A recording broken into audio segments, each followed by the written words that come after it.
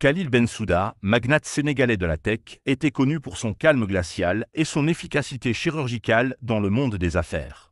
Ce jour-là, il marchait dans les rues animées de Dakar Plateau pour rejoindre un déjeuner avec des investisseurs étrangers.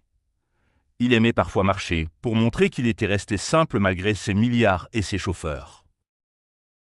Le soleil tapait sur les vitres des buildings lorsqu'il s'arrêta brusquement.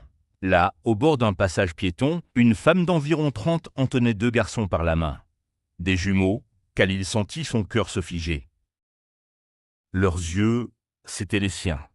Leur regard pétillant, la manière de gratter l'arrière de leur tête, même leur posture, il crut d'abord à une coïncidence, jusqu'à ce que l'un d'eux dise « Maman, je peux avoir une glace ?»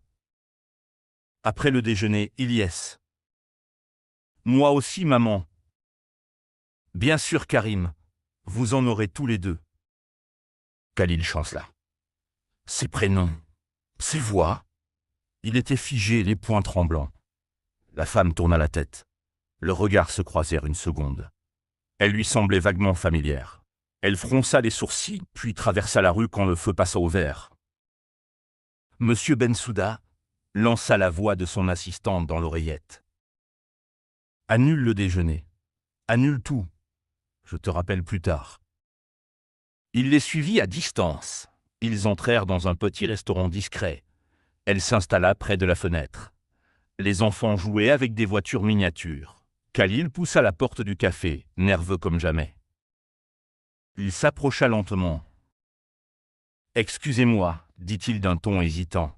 Je m'appelle Khalil Bensouda. » Elle le fixa, blêmie légèrement. Il lut dans ses yeux qu'elle connaissait ce nom. « Ce sont mes enfants !» demanda-t-il sans détour. Elle ferma brièvement les yeux. « Ilyes Karim, allez jouer là-bas près de la fenêtre, d'accord ?» Une fois les enfants éloignés, elle reprit. « Je m'appelle Aïssatou Ndiaye.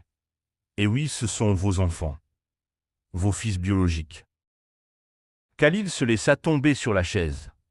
« Mais comment ? » Il y a 5 ans, après mon divorce, j'ai eu recours à une insémination artificielle à l'hôpital Yoff Medina. Vous étiez donneur à l'époque. Khalil se rappela vaguement. C'était avant que son entreprise ne décolle vraiment. Un simple don anonyme, bien rémunéré. Il n'avait jamais imaginé que cela donnerait la vie, encore moins qu'il croiserait ses enfants par hasard.